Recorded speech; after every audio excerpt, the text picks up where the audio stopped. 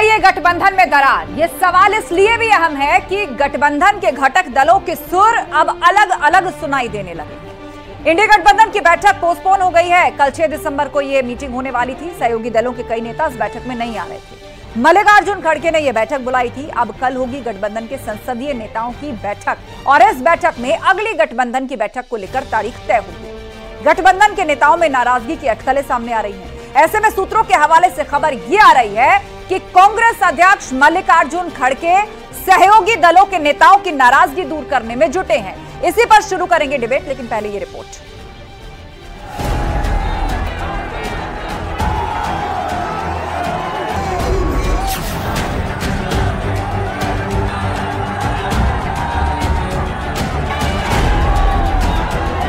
पहली चुनावी हार, गठबंधन का बंटाधार। हमारा मजबूत है कि नहीं, आप देखिए, हम सबसे ज्यादा आज जितना मजबूती के साथ हम आगे बढ़े हैं और एकमात्र कांग्रेस पार्टी है जो भारतीय जनता पार्टी को हराएगी और हरा सकती है। बीजेपी को मिली पावर, गठबंधन का गेम ओवर। गठबंधन के अंदर मुटाव तो नहीं है, लेकिन कुछ लोग अब जैसे अभी ये है बीएसपी है, अभी कोई वो फैसला नहीं कर पाई। हार से बौखलाई कांग्रेस, क्या रूठ गए अखिलेश? मध्य प्रदेश की परिस्थितियां दूसरी रही। मध्य प्रदेश में दूसरे तरह का अगर गठबंधन होता तो परिणाम दूसरा भी हो सकता था, लेकिन जो परिणाम इन प्रदेशों से आए हैं, जनता परिवर्तन चाहती है। बीजेपी का करारा प्रहार, गठबंधन के दिन 4। देखिए, वो गठबंधन नहीं, वो ठगबंधन है। भ्रष्टाचार के दलदल में डूबे हुए दलों का एक गैंग है जिससे जनता का समर्थन नहीं प्राप्त है। जनता के दिलों में माननीय मोदी जी राज करते हैं और जिस प्रकार से मैं पहले भी कहता रहा हूं, भारत के मन में मोदी और मोदी जी के मन में भारत। बुरी तरह से हताश है। भारतीय जनता पार्टी माननीय मोदी जी के नेतृत्व में तेजी के साथ आगे बढ़ रही है और जन जन का भरोसा भारतीय जनता पार्टी पर बना है। अखिलेश करेंगे फैसला, गठबंधन का क्या होगा? शॉर्ट नोटिस पे बैठक बुलाई ना, 3 दिन पहले ही तो अब नोटिस, इसकी सूचना लोगों को दी गई, बहुतों को नहीं भी मिली। कल तक ममता बनर्जी जी को नहीं मिली थी। तो ये कोई ऐसा मसला नहीं है कि बैठक नहीं हुई तो शायद गठबंधन टूट गया और बीजेपी वाले अपना तालियां बजा रहे हैं, और ऐसा कुछ नहीं है। होना है ये और सब साथ मिलकर लड़ना।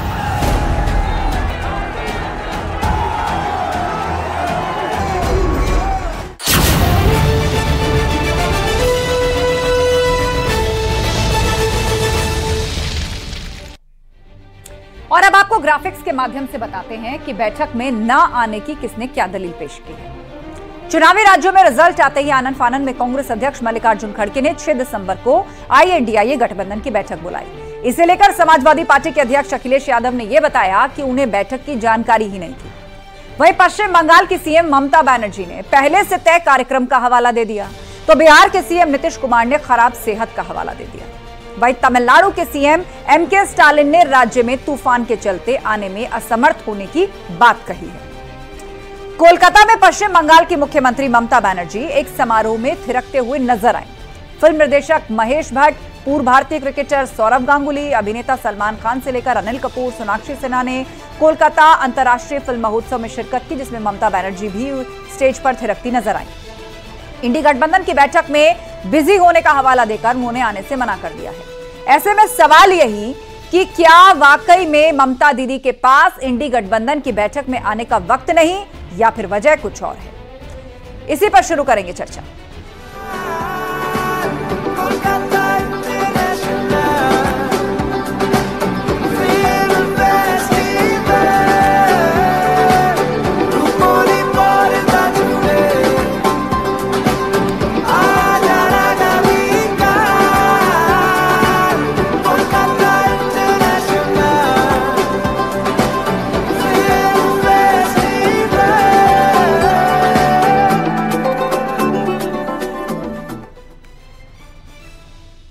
और चर्चा के लिए हमारे साथ गेस्ट पैनल जुड़ रहा है। थोड़ी देर में हमारे साथ बीजेपी के प्रवक्ता मनीष शुक्ला जी जुड़ेंगे, अनुराग भदौरिया जी समाजवादी पार्टी के प्रवक्ता हमारे साथ होंगे। मनीष जी जुड़ गए हैं हमारे साथ, बहुत स्वागत है मनीष जी आपका।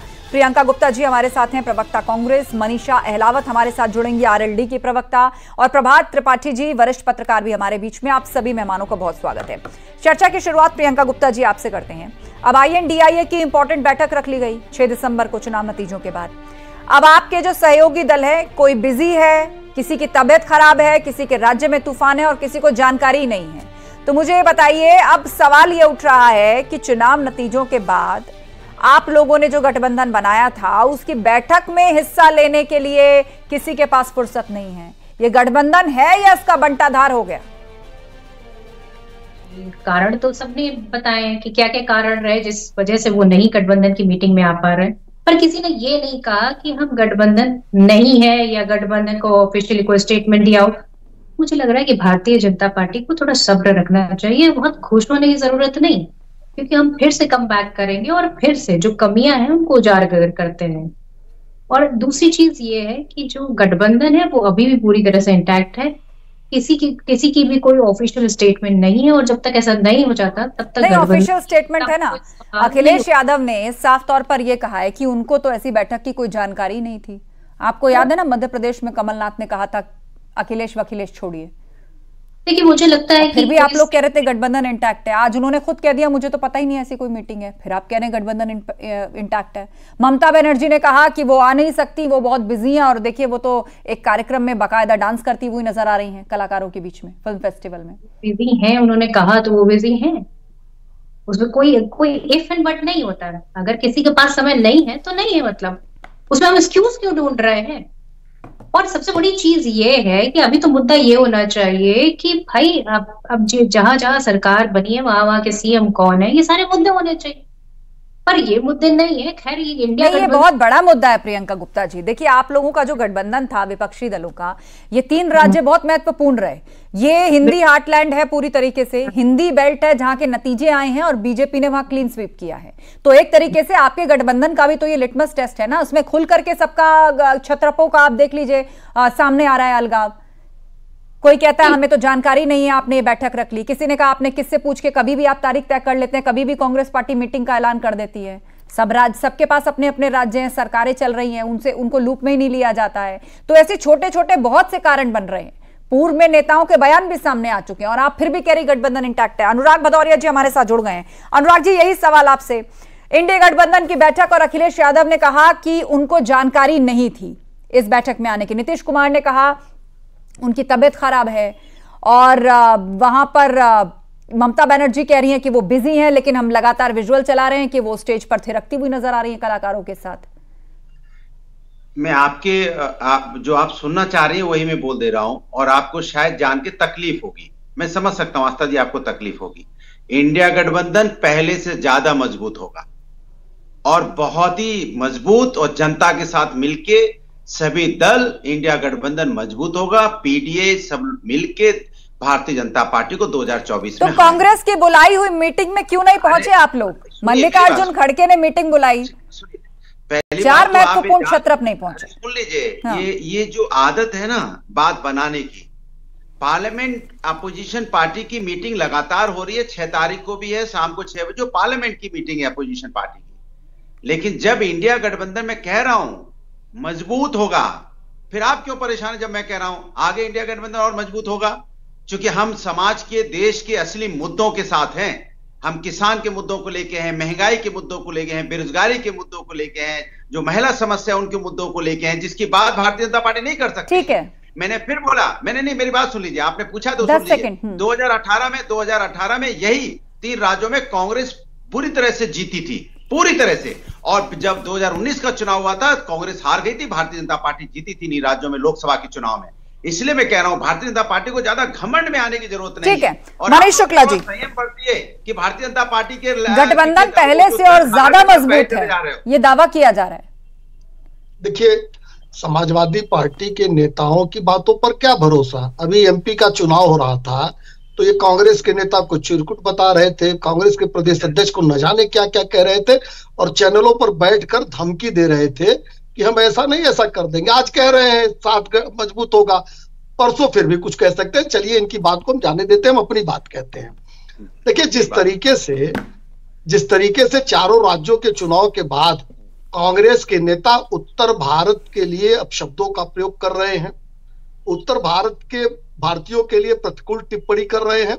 अब अखिलेश यादव और समाजवादी पार्टी चाहे तो वो उनके साथ जा सकती है, जाए, लेकिन जो लोग सुन रहे हैं, जो उत्तर भारतीय सुन रहे हैं कि किस तरीके से उत्तर भारतीयों के लिए इनके मन में विद्वेष की भावना है, केवल 3 चुनाव हार गए इसलिए इतनी खराब बातें कर रहे हैं। अभी अनुराग जी ने कहा भारतीय जनता पार्टी 2018 में तीनों राज्य हार गई थी, लेकिन हमने जनता को जनार्दन माना, उनके जनादेश को सर माथे पे रखा और तैयारी की। 19 में हमने यहाँ क्लीन स्वीप कर दिया। लेकिन ये लोग तो उत्तर भारतीयों के लिए खराब शब्द प्रयोग कर रहे हैं। अगर इंडिया, इनका जो इंडिया अलायंस है ये इंटैक्ट है, तो ये जो बयान है कांग्रेस के नेताओं को उत्तर भारतीयों के प्रति, ये समाजवादी पार्टी का भी बयान माना जाएगा। अनुराग भदौरिया और अखिलेश यादव का भी बयान उत्तर भारतीयों के लिए यही माना जाएगा जो इंडिया अलायंस के इनके नेता कह रहे हैं बैठ के कि साउथ वाले पढ़े लिखे। अरे भैया अनुराग भदौरिया बताइए, उत्तर भारतीय क्या अनपढ़ है? क्या ये जानकार नहीं है? इनको राजनीतिक समझ नहीं है? अनुराग जी 3 चुनाव हारने को इतना दिमाग खराब हो गया है कि सीधे सीधे मतदाताओं के खिलाफ कांग्रेस बोल रही है। ये भदौरिया जी बोलिए अनुराग, उत्तर प्रदेश के निवासियों के लिए इतनी खराब भाषा का प्रयोग इंडिया अलायंस कर रहा है क्योंकि झूठ फैलाना चाहते हैं। सुन लीजिए, जवाब सुन लीजिए। अरे झूठ क्या, मैंने ये उत्तर प्रदेश के निवासियों के लिए इंडिया अलायंस इतनी खराब भाषा क्यों बोल रही है? सुन लो मेरे दादा, सुन लो चुनाव हारने पे इंडिया अलायंस इतना क्यों घबराई है? ये बताइए 112 की जो जी माफी मांगोगे उत्तर प्रदेश के निवासियों, उत्तर भारतीयों के लिए, हिंदी पट्टी के लोगों के लिए इतनी प्रतिकूल टिप्पणी इंडिया अलायंस कर रही है और आपने भी कहा कि आप इंडिया अलायंस के साथ हैं। ठीक है, अब जवाब दे रहा हूं। बड़ी चिंता है, आपको होनी भी चाहिए, हमें भी होगी अपनी की चिंता। मेरे अंदर गुस्सा है, मेरे अंदर गुस्सा है हिंदी पट्टी के लोगों के लिए। तो आप पढ़े लिखे लोग हैं। ठीक है मनीष जी, पे आवाज नहीं जाएगी। ठीक है मनीष जी, बोलिए अनुराग जी 10 सेकंड, उसके बाद मैं एक इम्पोर्टेंट बाइट सुनवाऊंगी। ऐसे बात स्काइप पे नहीं हो पाएगी। ठीक है, बोलिए अनुराग जी, उनको फिर मैं बोल दूंगा। बोलिए अनुराग जी, उसके बाद एक इम्पोर्टेंट बाइट सुनाऊंगी। मनीष जी बात सुन लीजिए एक बार उनकी। पहले माफी मांगिए भदौरिया जी, अगर आप इंडिया अलायंस के प्रवक्ता है तो, इंडिया अलायंस के साथ है तो। अच्छा बोल लूं, हो गया एजेंडा हो गया, बोलने दो। मैं इनसे पूछना चाहता हूँ, शर्म आनी चाहिए, अभी फंस रहे हैं, अभी पूछ रहे हो गया उत्तर भारतीयों के लिए बोलने दो ना, आपने बोल लिया, मुझे बोलने का जरूर। अरे बताइए। अच्छा ठीक है, आप दोनों शांत हो जाइए, आप दोनों तब तक शांत हो जाइए, थोड़ा पानी पी लीजिए। मैं एक बाइट सुनवा देती हूँ, अनुराग जी 1 मिनट, आप ही का जवाब सुनेंगे, लेकिन डिबेट छूट रहा हूँ, आप करवाइए। अरे डिबेट से मत उठिए महाराज, एक बाइट सुना देती हूँ, नहीं तो आप अपना जवाब दीजिए। बोलने नहीं देंगे विपक्ष को, एजेंडा चलाने के लिए बैठी क्या भाई? अकेला एक एक करके बुलवा लीजिए। मैं लगातार आपसे कह रही हूँ अपनी बात रखिए। नहीं, उन्होंने जब बोला, मैं लगातार कह रही हूँ अपनी बात रखिए।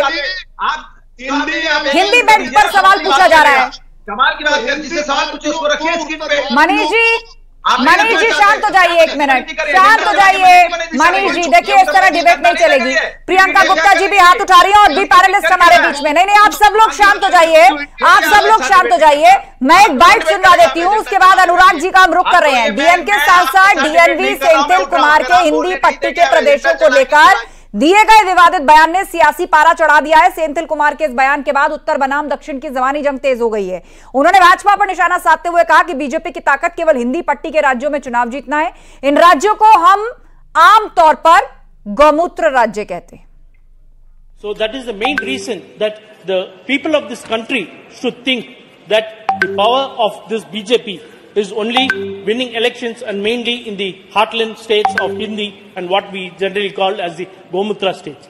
You cannot come to South India. You see all the results of what happens in Tamil Nadu, Kerala, Andhra, Telangana and Karnataka. We are very strong over there.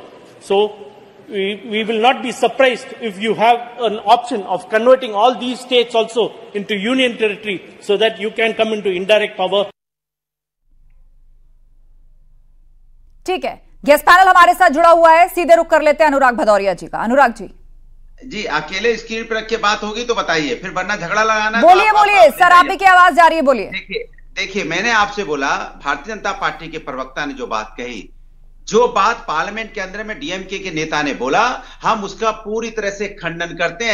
ऐसे बयान का कोई सपोर्ट नहीं होगा, कोई नहीं सपोर्ट करेगा। और कांग्रेस के नेता ने भी उसका खंडन किया है, हम भी खंडन करते हैं। कोई ऐसी भाषा का हमारे हिंदुस्तान के अंदर में, हम सभी धर्म और जाति को मानने वाले लोग हैं, सबका सम्मान करने वाले लोग हैं, लेकिन भारतीय जनता पार्टी राजनीति करना बंद करे। मैं अगर इस तरह की बातें होंगी तो उनसे ये भी पूछा जाएगा कि पार्लियामेंट में खड़े होकर उनके नेता जिस तरह के रमेश बिदुड़ी ने भाषा का इस्तेमाल किया था, पूरे हिंदुस्तान को एक तरह से उन्होंने गाली दी, पूरे राष्ट्र का अपमान किया, संविधान का अपमान किया, लोकतंत्र का अपमान किया, महात्मा गांधी के हत्यारे को, राष्ट्रभक्त बोलने वाले को, क्या ये बोलेंगे, खंडन करेंगे, कहेंगे गलत बोला उसने, उस आदमी को पार्टी से निकालना चाहिए? हम तो कहते हैं गलत बोला इसने, जो सांसद है डीएमके का गलत बोला, हम उसका खंडन करते हैं, सपोर्ट नहीं करते।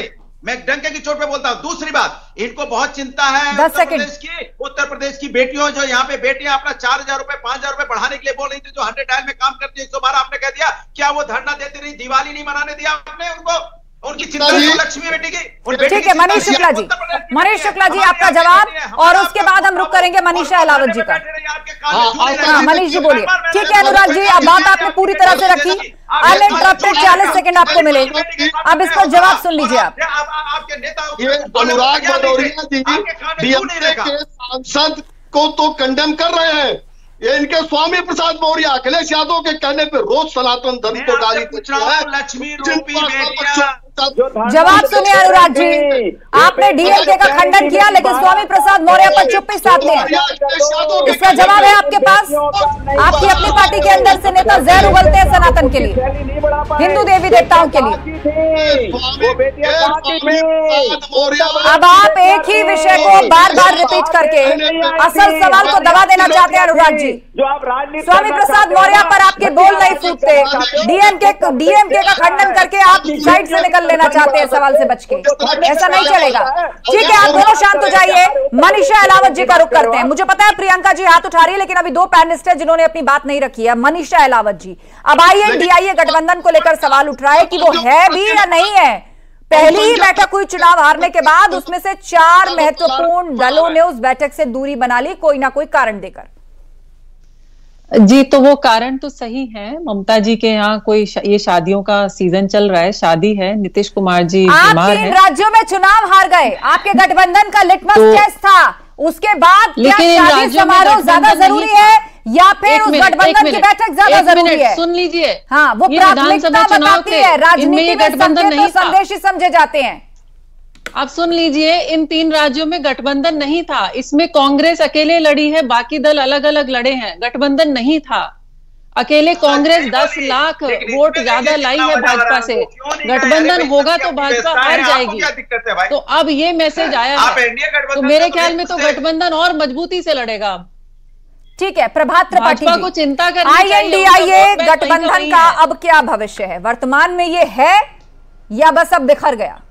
अरे जनता की चिंता क्यों नहीं करनी आस्था जी, आप हमारी बहुत चिंता है। देखिए, आपको बात रखने का पूरा मौका दिया था, आप उठा रहे हैं।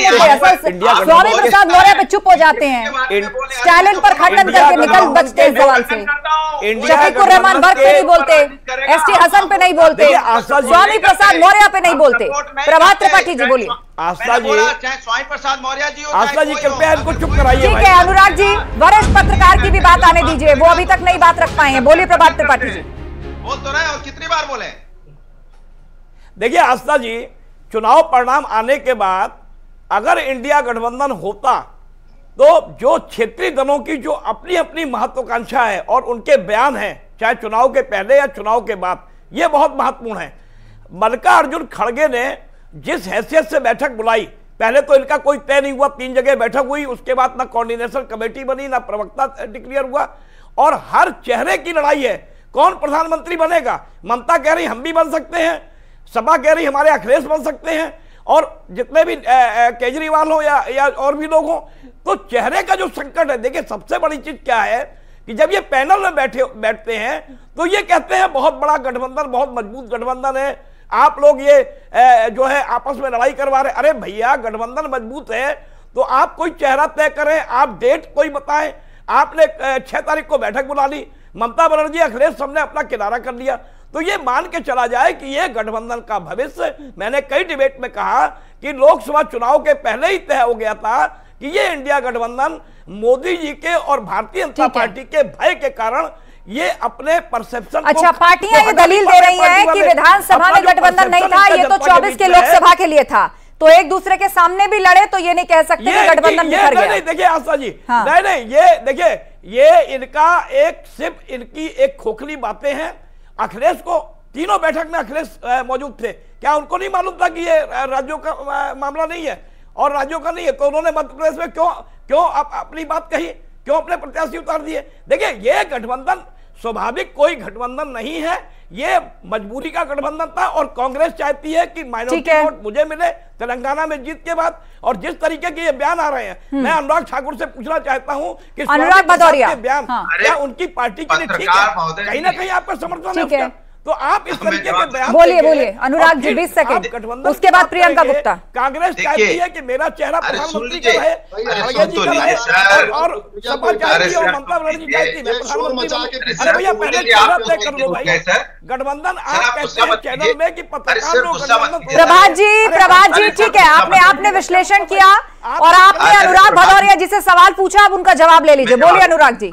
प्रभात जी, गुस्सा मत कीजिए, इतना गुस्सा हो जा रहा है आप, अच्छा नहीं लगता, मत गुस्सा कीजिए। आपने अपनी बात कही तो हम उसका जवाब दे रहे हैं। मैं तो सिर्फ सवाल अनुत्तरित है भदौरिया जी। अरे मैंने आपसे बोला, सुन लीजिए, मैं अपना जवाब दे रहा हूँ। मैंने कहा कि भैया ये मजबूत नेताओं का गठबंधन है, मजबूर नेताओं का नहीं है, जैसे एनडीए में है। ये संदेश अनुराग जी कांग्रेस के लिए है क्या? आवाज ही नहीं निकलती। ये लाइन जो अभी आपने कही, ये कांग्रेस के लिए है क्या कि मजबूत नेताओं का गठबंधन है, मजबूर नहीं? प्रियंका गुप्ता जी।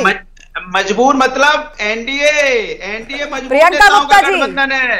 एनडीए आस्था जी एजेंडा क्यों चला रही है? मैं एजेंडा नहीं चला रही, मैं तो सिर्फ आपकी बात को दोहरा रही हूँ और मैंने तो सवाल किया है प्रियंका जी से, एक एक लफ्ज आपने कहा अनुराग जी।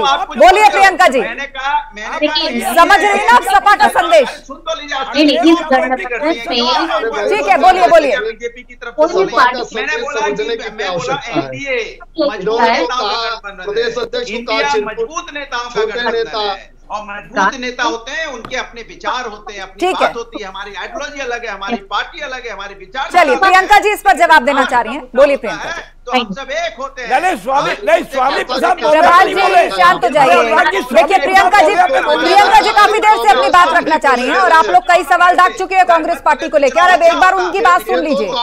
अनुराग जी ठीक है, मनीष जी मैं आऊंगी आपके पास, लेकिन एक बार प्रियंका जी अपनी बात रख लें। बोलिए प्रियंका जी। पूछ रही हूँ और इनके जो मंत्री है किसानों पर नेताओं का गठबंधन, तो इनसे ये भी तो पूछिए कि पूरी पार्टी को कातिल बता दें हम क्या? और उसके बाद वो जो इनके सांसद हैं और इनके जो बहुत बड़े वाले नेता हैं जो महिलाओं को गलत ढंग से छूते हैं, तो क्या पूरी पार्टी को हम व्यभिचारी बता दें क्या? एक सांसद ने नहीं, लेकिन कार्रवाई की तो मांग उठती है ना प्रियंका जी। कोई व्यभिचारी है तो कार्रवाई की मांग भी तो उठती है ना, पार्टी कार्रवाई भी तो करे ना फिर उसके ऊपर। पार्टी क्या कार्रवाई कर रही है? किसको पद से हटा दिया? नहीं, आपने कहा कि किसी पार्टी के अंदर अगर किसी का व्यभिचारी विचार है तो इसको पार्टी का विचार नहीं कहा जाना चाहिए, ये दलील दी ना आपने, इसीलिए मैंने आपसे कहा। कोई सांसद अगर कहीं बोल देता है, कार्रवाई की तो मांग की जाएगी ना, एक नहीं दो नहीं, बार बार या तो आपके नेता या आपके घटक दलों, आपके सहयोगी दलों के नेता सनातन और हिंदू देवी देवताओं पर अपमानजनक बात करते रहे। प्रधानमंत्री मोदी के लिए आप शब्दों का प्रयोग करते रहे, कोई फायदा मिला उससे आज तक? अरे मैडम सुन तो लीजिए, कम से कम हर धर्म का सम्मान करते हैं, सबका सम्मान करते हैं। हम मंदिर में जाते हैं, हम ईद में भी लोगों को बधाई देते हैं, हम क्रिसमस में भी लोगों को बधाई देते हैं। इस देश का स्ट्रक्चर है ये, डीएनए है ये। अगर हम एक दूसरे से ही लड़ेंगे तो कैसे काम चलेगा? देश का विकास कैसे करेंगे? यहाँ क्या सिर्फ हिंदू रहता है या सिर्फ मुसलमान रहता है? इस देश में सभी जाति के लोग रहते हैं, सभी रंग सभी धर्म के लोग रहते हैं। ठीक है, चलिए अब जवाब फाइनल। मेरे पास लास्ट 45 सेकंड का वक्त है। मनीष जी फाइनल जवाब। प्रियंक खड़गे के राष्ट्रीय अध्यक्ष के बेटे हैं, विधायक हैं, सनातन धर्म को कैंसर और अनुराग जी बात पूरी करने दीजिए। कौन सा सम्मान है सनातन धर्म का? ऐसे बताना कौन सा सम्मान है आज बताएंगे प्रियंका गुप्ता जी? चाहे किसी धर्म के उत्तर भारतीयों के लिए किन शब्दों का प्रयोग कर रहे हैं? और ये जो अनुराग भदौरिया को आप बैठाती है चैनल पे, ये तो वो जैसे भी शब्दों का प्रयोग करे, कांग्रेस पार्टी बस उसका खंडन करके ये ठीक नहीं निकल जाना चाहती है। नहीं है, ये ठीक नहीं है। भारतीय जनता पार्टी